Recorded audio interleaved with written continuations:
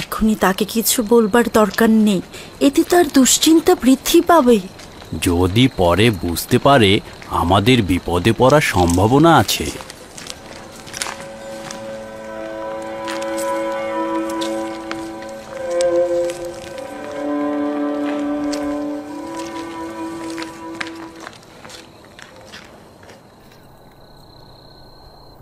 কি হয়েছে? এখানে কেন দাঁড়িয়ে আছো? আপনার জন্য একটা খারাপ খবর আছে বানু। মানে একটা খারাপ ঘটনা ঘটেছে। রাজমহলে চুরি হয়েছে আমার বানু।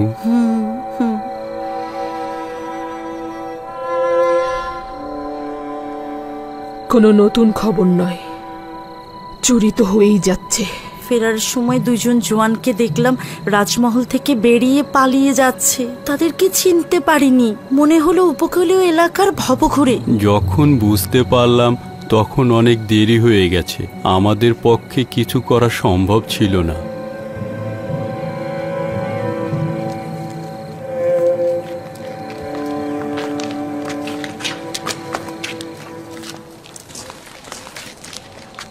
আমাদের একজনের উচিত ছিল রাজমহলে থাকা। হ্যাঁ, এই জায়গাটা খালি রাখা একদম উচিত হয়নি।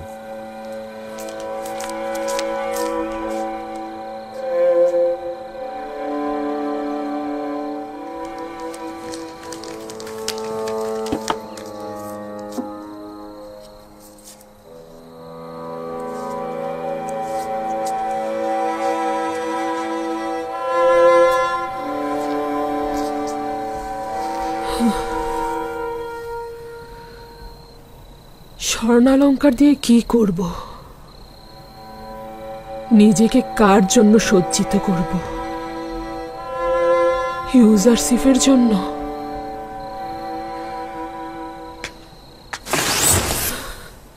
কেন সাহায্য করছো না? তুমি কি মিশরের মহান খোদা আমুন নও? আমি কি তোমার ইবাদতখানার ইলাহি নই? তোমার সহধর্মিনী নই? কতকাল পর্যন্ত শুধু চেয়ে চেয়ে দেখবে? কেউ একজন আমাকে সাহায্য করো। আমি আর কত সহ্য করব? ইউজারশিপের বিরহ বেদনা, কারিম আমার মৃত্যুর শোক, আমার জাহানের আধিপত্য চলে যাওয়া, রাজমহলের সবকিছু চুরি হওয়া, আর কত সহ্য করতে হবে আমাকে বলো? আমাকে কেন সাহায্য করছো না?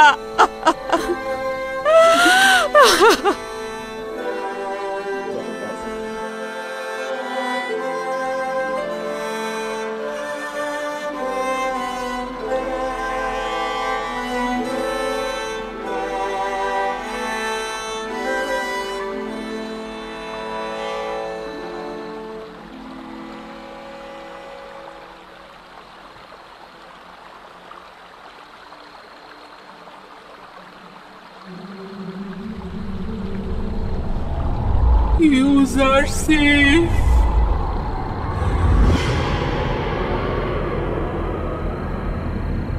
আমাকে সাহায্য করো, সাহায্য করো।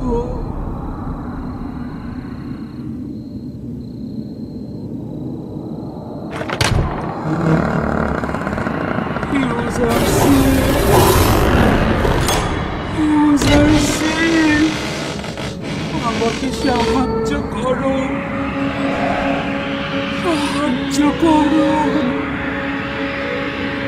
তোমার নাম কি? কেন কথা বলছো না?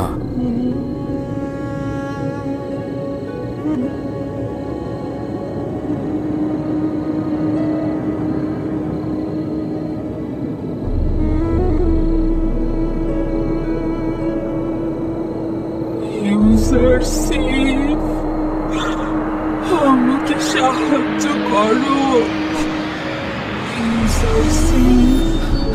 তুমি কে? সাহায্য করো আমাকে। আমার কাছে কি চাও? ইউজারশিপ, ইউজারশিপ।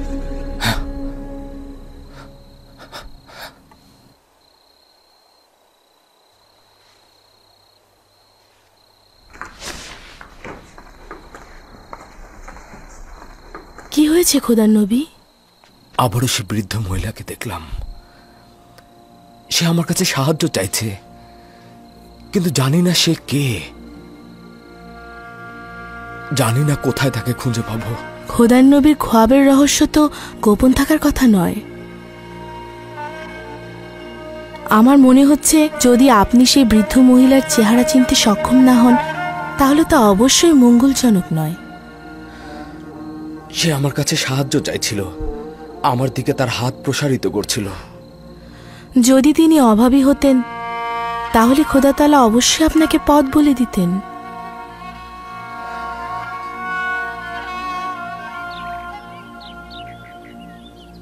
এই অভাবী কে? কোথাকার অধিবাসী? কোন শহরের?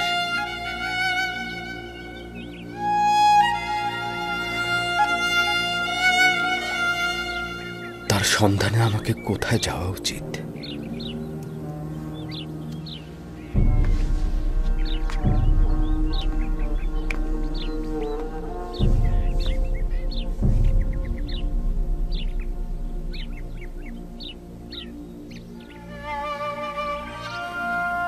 হে খোদা তাআলা, না জানি বেখবর থাকা অপরাধ হিসেবে পরিগণিত হয়, আর এই অপরাধে হতে পারে তুমি আমার উপর নারাজি হবে।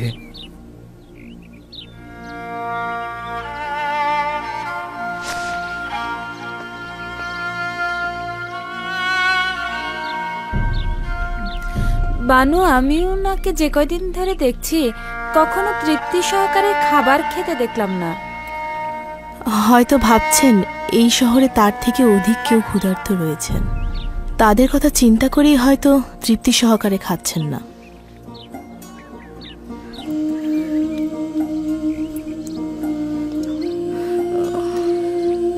বানু, বানু কি হয়েছে আপনার? বানু, আলী জনাব, কি হয়েছে? মনে হয় সময় হয়ে গেছে।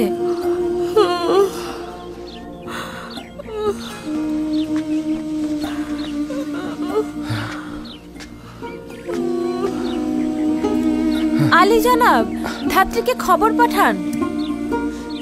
আসুন বানু, আসুন। এই তো আর একটু।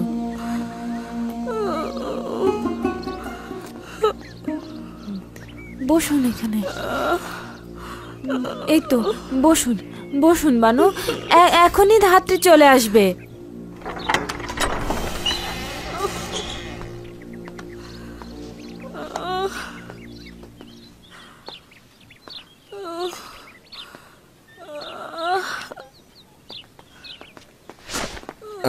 মালিককে ধাত্রীর খোঁজে পাঠিয়েছি আমি। ওয়াসেনাদের এখন অবস্থা কেমন? ব্যথায় একেবারে কুকড়ে যাচ্ছে।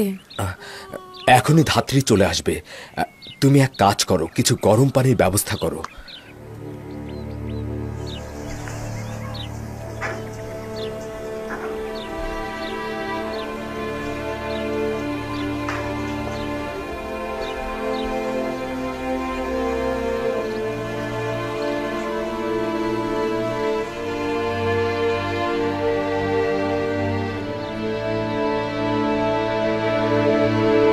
আমার সন্তানকে দেখে রাখবেন, আমার ইউসুফকে দেখে রাখবেন, ওদেরকে কখনো অবহেলা করবেন না।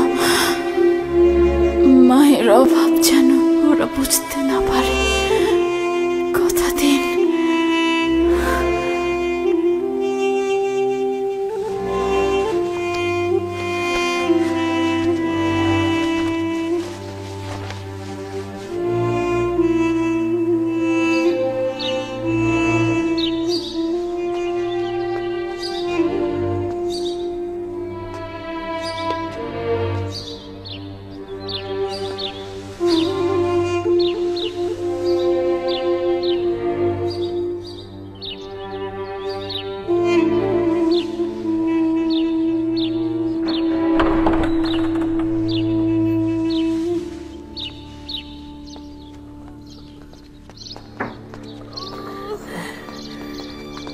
দরুদ আজ যে মিশর হাকিম ইউজারসিফ। খোদাবন্দের দরুদ আপনার উপরে। হ্যাঁ, চিন্তা করবেন না, আমার উপরে বিশ্বাস রাখুন। বানু ওয়াসেনাথ কোথায়? আমার সঙ্গে আসুন। হ্যাঁ, আচ্ছা।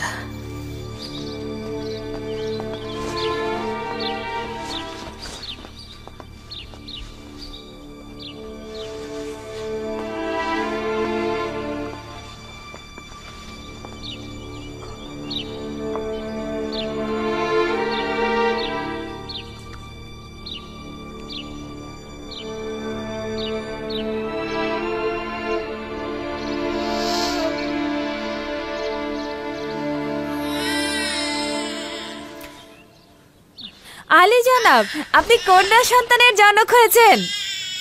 কন্যাটি দেখতে তার পিতার মতোই হয়েছে। ওয়াসেনাদের হাল হাকিকত এখন কেমন? সে সুস্থ আছে তো? তারা দুজনেই ভালো আছেন। বিশ্বাসীর গৃহে তার কদম মোবারক হোক।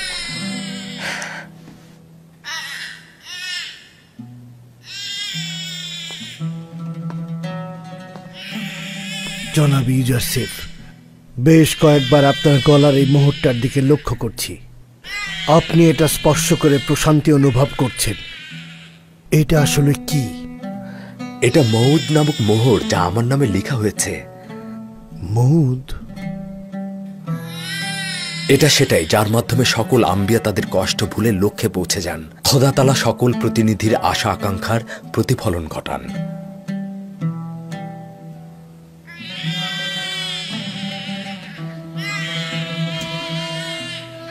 আফসোস, যদি আব্বাজান থাকতো, আমার প্রথম সন্তান তার দোয়া পেত।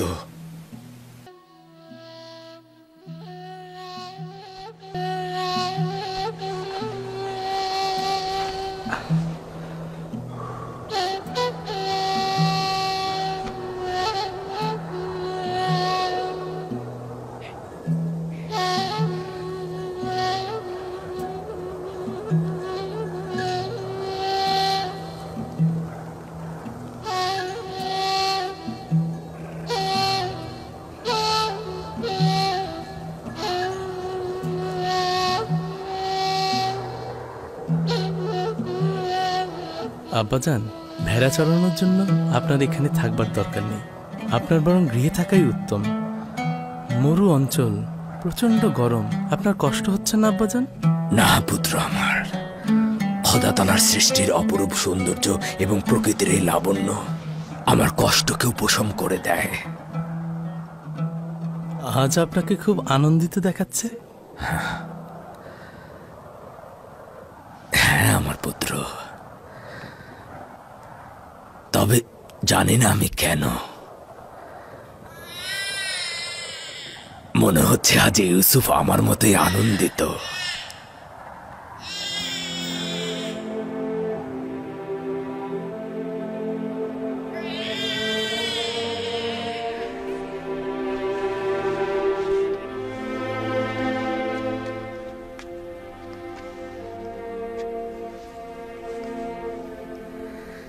খোশ আমদেদ আমার প্রিয় কন্যা। আমি তোমাকে মালাসে বলে ডাকবো, যার অর্থ ভুলে থাকা। তোমার আগমনের মাধ্যমে আমি আমার পূর্বের সকল দুঃখ ভুলে গিয়েছি। মালাসের কদমের বরকতে মেনিফিসের সকল নিঃস্ব ও অভাবীদের দাওয়াত করতে চাই।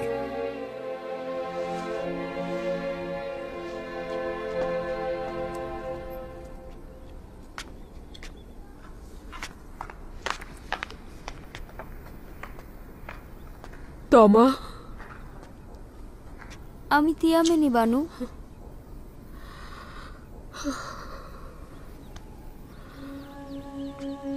আমি ঠিক মতো দেখতে পাচ্ছি না, সবকিছু অন্ধকার লাগছে। অবিরাম কান্নার জন্য এরকম হচ্ছে। কেন এভাবে কাঁদছেন বানু? এভাবে অবিরাম কান্নার ফলে আপনার চেহারা বিবর্ণ হয়ে যাচ্ছে। আপনার চোখগুলো নষ্ট হয়ে যেতে পারে। কেন নিজের কথা ভাবছেন না একবারও? এগুলো অনেক পুরনো কথা। কান্না আমার মানসিক ক্ষতের উপশম। যদি কান্না না করি, দিওয়ানা হয়ে যাব। কি হলো? আবার কোথায় যাচ্ছেন বানু? নীল নদের জেটির পাশে আমার সাথে যাবে? রুদামনের কাছে ইউজারশিপের খবর জানবো। আমি তো আর আপনার পথে বাধা সৃষ্টি করতে পারি না, আর আপনাকে এভাবে একা ছেড়েও দিতে পারি না। অতএব আপনার সাথে যেতে বাধ্য হচ্ছি।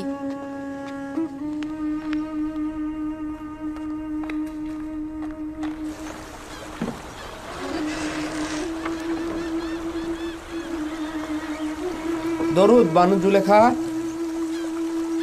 তুমি কি বলতে পারো রুদামনকে কোথায় পাওয়া যাবে? শামাত, তিনি সর্দার হরিণহোপের সাথে উত্তর মিশরের হিত্তিদের বিদ্রোহ দমনে গেছেন। কবে ফিরে আসবে বলতে পারো? না, আমি তা জানি না বানু।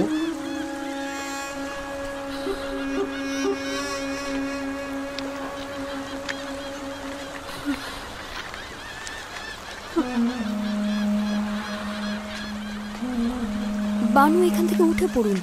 এভাবে বসে থাকা ঠিক হচ্ছে না। আপনাকে এখানে তো সবাই চেনে। আমার সম্মানহানির ভয় পাচ্ছ?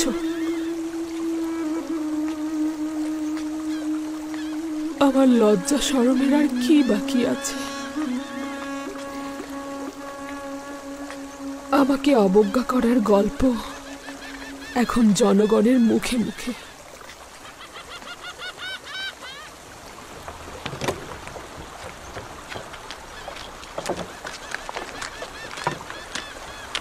জুলেখা ইউজারশিপের প্রেমে দিশেহারা হয়ে দেওয়ানা হয়েছে।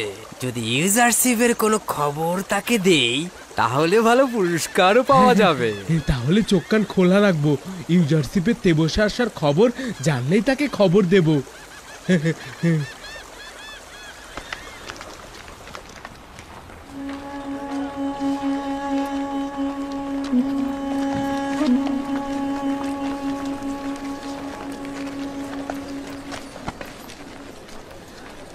বেচারা জুলেখা।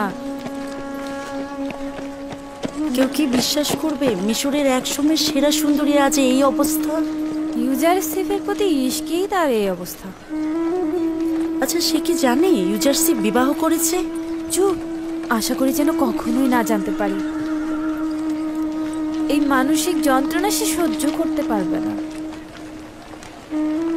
আমার মনে হয় জানে, আর সে কারণেই তার এই অবস্থা।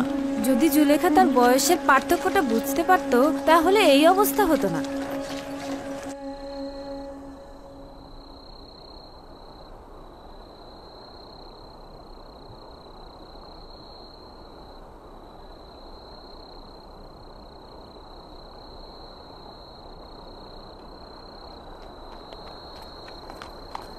সঠিকভাবে দাঁড়াও, প্রস্তুত থাকো।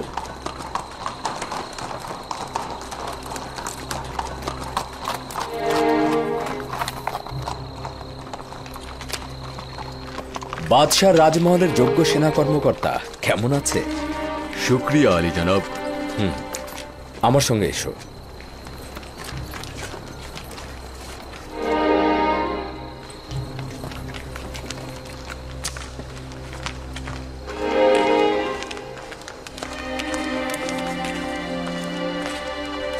কি হয়েছে আজিজে মিশর জনাব ইউজারশিপ, হঠাৎ করে অসময়ে রাজমহলে? ইরানুস ও রাজমহলের বাবুর্চিকে আমার নিকট নিয়ে এসো। ইরানুস এবং রাজমহলের বাবুর্চিকে খবর দাও। আদেশ শিরোধার্য। মশালগুলো জ্বালাতে বলো। দ্রুত করো, মশালগুলো জ্বালিয়ে দাও। জনাব ইউজারশিপ, মহামান্য বাদশাহ অখনাতনকে জাগ্রত করব? না, প্রয়োজন নেই, এখন সে নিজে থেকে জেগে উঠবে। আমাদের সঙ্গে তার কি কাজ রয়েছে এটা কি বলেছে? না, শুধু দ্রুত যেতে বলেছে। দরুদ আজিজে মিশর জনাব ইউজারশিপ।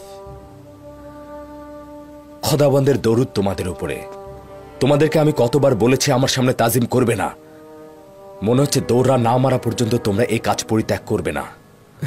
আদেশ পালনীয় আলী জনাব, আর এমনটি হবে না। মহামান্য বাদশার জন্য উপযুক্ত খাবার ও শরবত তৈরি করো। এই গভীর রাতে? হ্যাঁ, কিছুক্ষণের মধ্যে মহামান্য বাদশাহ ক্ষুধার্ত হবেন এবং আমাদের কাছে খাবার চাইবেন। এখন পর্যন্ত তো এরকম হয়নি জনাব ইউজারশিপ। আপনি সন্দেহ পোষণ করো না। যখন আলী জনাব বলেছেন বাদশাহ ক্ষুধার্ত হবেন, তার মানে হবেন। যত দ্রুত সম্ভব, সময় খুবই সংক্ষিপ্ত। তত্ত্বাবধায়ক ও রাজমহলের সকল অধিবাসীকে খবর দাও, সবাই যেন উপস্থিত থাকেন। আর মালিক, আপনি আমার সঙ্গে চলুন। রাতের খাবার অর্ধেক রয়ে গেছে, সাথে কিছু ফল প্রস্তুত করি, তাতেই মনে হয় হয়ে যাবে। হ্যাঁ, এটাই যথেষ্ট হবে। বাদশাহ এর থেকে বেশি আর খাবার খাবেন না। এইটার অর্থ হচ্ছে বাদশার জরুরি তলব। এই অসময়ে আমি এমন ক্ষুধার্ত কেন? এইরকম তো এর আগে কখনো হয়নি। ঘুমানোর আগেই তো খাবার খেলেন। এমন নয় তো যে গুরুতর কিছু? আমি কি সিনেহকে খবর পাঠাবো? না, দরকার নেই। আমার এই ব্যথা শুধুমাত্র ক্ষুধা থেকেই হচ্ছে।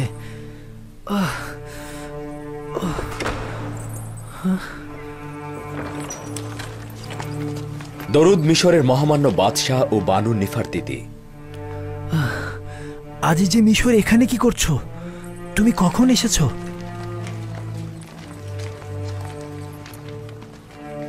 মহামান্য বাদশাহ নিশ্চয় ক্ষুধার্ত। খাবার কিছু আছে? ক্ষুধার জ্বালায় মরে যাচ্ছি।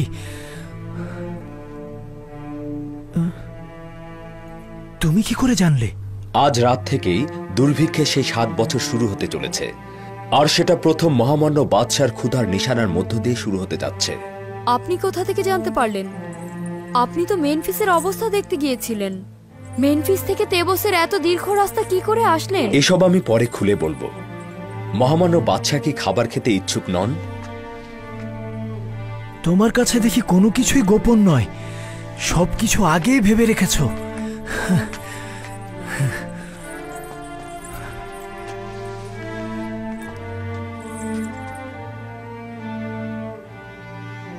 আজ রাত থেকে মিশরে 7 বছরের দুর্ভিক্ষ শুরু হলো।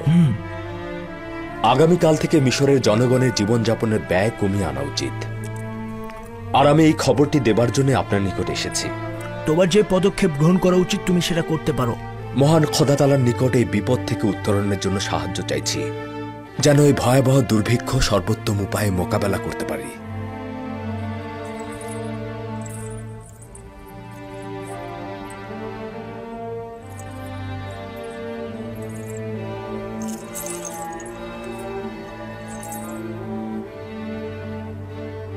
জনাব ইউজারসিফ বড়ই আজীব।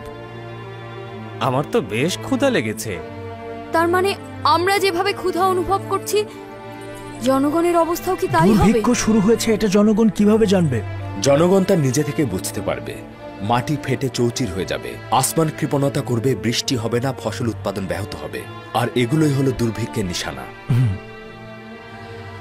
যে সকল কৃষক গম হস্তান্তর করতে আসবে তাদেরকে বলবে শুধু খাবারের জন্য গম সংরক্ষণ রাখতে, কৃষিকাজের জন্য বীজ সংরক্ষণের প্রয়োজন নেই। এখন সকল শহরে এটা ঘোষণা করে দাও যে এবছর বৃষ্টি হবে না, সে কারণে কোনো চাষাবাদও হবে না, সুতরাং মাটিতে বীজ ছিটিয়ে কোনো লাভ হবে না। আর আমাদের প্রতিনিধিদেরকে জানিয়ে দেবে প্রতিটি শহরের ধনী ও গরিবের সংখ্যা সঠিকভাবে হিসেব করে বের করতে এদের হিস্সে একরকম হবে না। আর আমাদের এটা অবশ্যই পূর্বে নির্ধারণ করতে হবে দুর্ভিক্ষের সময় কে কতটা পরিমাণ গম পাবে এবং কি মূল্যে তাদেরকে গম বিতরণ করা হবে।